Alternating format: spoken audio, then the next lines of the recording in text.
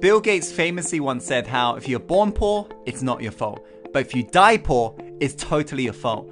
Now, with over 1,700 millionaires being made every day in US alone, according to Fortune, the question is why are people still struggling? And what are the mistakes, the thoughts and the beliefs that they're having that's keeping them poor? Well, in today's video, Insider, this is what I'm going to be revealing to you today, as I'll be breaking down the 5 signs you'll never be rich. So make sure to pay close attention to every single one of these signs, because this may be the very blockage you're having right now that's keeping you from creating the life you truly want. So make sure to pay close attention, and without further ado, let's go on to the first sign, which is you blame others. I hear this all the time from broke people out there. They say, Tim, you don't understand. I can't get results because I'm too old, I'm too young. It's my country, it's my government, it's my parents. They put blame on everybody else apart from themselves. You know, there's a great quote that went on lines of how 2 men sat behind bars. One saw stars, the other saw mud. The question is right now is where is your focus going? Because depending on what you're really focusing on in life, you're going to begin to see more of it. And if you are putting focus on others and waiting for them to change, good luck on living your life, because you're going to struggle. You see, in psychology, we talk about something that's called self-serving bias. And researchers basically discovered how many of us will take the credit for ourselves if things are going good, but we lay blame on circumstances when things go bad. Yes, I understand blaming others is easy. Yes, blaming others may protect your insecurity and ego, but if you don't stop blaming others for your misfortune, you can never take the personal responsibility and become the captain of your own ship, meaning you can never steer it in the direction you want to go in life. So you got to be willing to take full ownership and realize it's entirely your fault. If you aren't proud, or if you haven't got yourself to where you want to be, realize it's your fault. You got yourself here, and now you got to get yourself out. So let's make it happen and take full ownership. Let's go on to the second sign, which is you justify why money isn't important. Let me put this bluntly. Anyone who says that money isn't important doesn't have any. You see, whatever beliefs you got right now in regards to money is either drawing it closer towards you or away from you. The question is, what are your beliefs right now? Because rich people understand the importance of money and the place it has in our society. On the other hand, poor people validate their poor thinking by using irrelevant comparisons. No thought lives in your head rent-free. You end up paying for every negative thought as well as your beliefs right now. And as you're growing up, it's very likely you believe these negative statements that the society told you to believe, such as money is the root of all evil, rich people are greedy.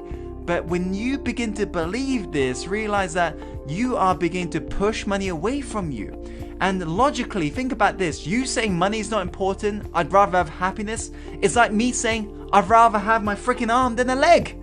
Why can't you have both? That's the question. Because all money is simply a magnifier. It magnifies who you are at the core. Yes, there are douchebags with money, but at the same time, there are kind, warm-hearted people with money as well. So realize that. Let's go on to the third sign, which is you buy things you can't afford. You see, there's no point trying to buy things you can't afford with money you don't have to impress people you don't like. What's the point of that? It's incredible how many people I see walk around the planet today simply trying to impress the Joneses and be willing to get into debt for it. So next time you receive a lump of cash, resist that urge to splash out on something such as a trendy piece of clothing and a new gadget. Yes, the instant gratification may feel good, you may feel special, but in reality, the typical millionaire isn't all Hollywood glitz and glamour. Many live below their means, investing and budgeting money diligently and spending it intelligently, and they only treat themselves if they can actually afford it. If you consistently follow these standards, you too can become rich. So to sum up, spend less time impressing others and more time in impressing yourself. Be willing to put in the work and energy to climb the mountain so you can see the world, not so the world can see you. The aim, my friend, is to be rich, not to look rich. Now let's go on to the fourth sign, which is you've got a scarcity mindset.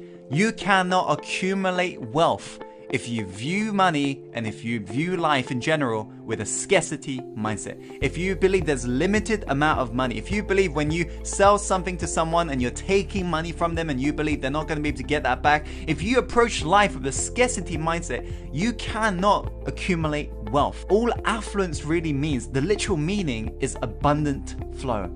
And it doesn't mean having things at all. So you've got to be willing to create the consciousness that invites the abundant flow. The moment you create that consciousness, that's when you begin to accumulate wealth. This is how truly wealthy people remain wealthy, because they approach life with abundant flow mindset. They got the consciousness that attract more wealth. They allow themselves to invest their money because they know what they put out will come back. That's a truly abundant mindset. So you got to get rid of your scarcity and work on your abundance consciousness. Let's go on to the final sign, which is you're not obsessed on your craft. We're living in an age today where people love people with passion. They say, yeah, what's your passion on? What are you passionate about? Yeah, that's awesome. Keep being passionate. But the moment somebody's obsessed, we begin to frown upon that. But if you look at anybody who's really passionate about their craft, look at Elon Musk, for example.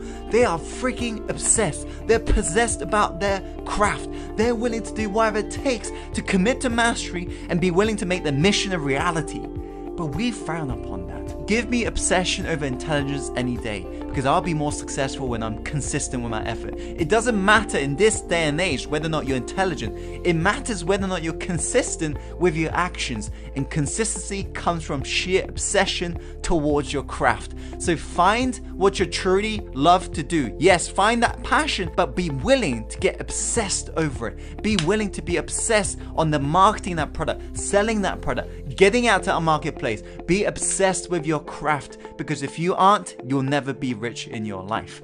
These are the 5 signs you'll never be rich. I hope you found today's video helpful. If you have, be sure to click that like button and share this video with your friends and loved ones who need to hear this message right now, because life is all about paying it forwards. So be sure to pay it forwards to them.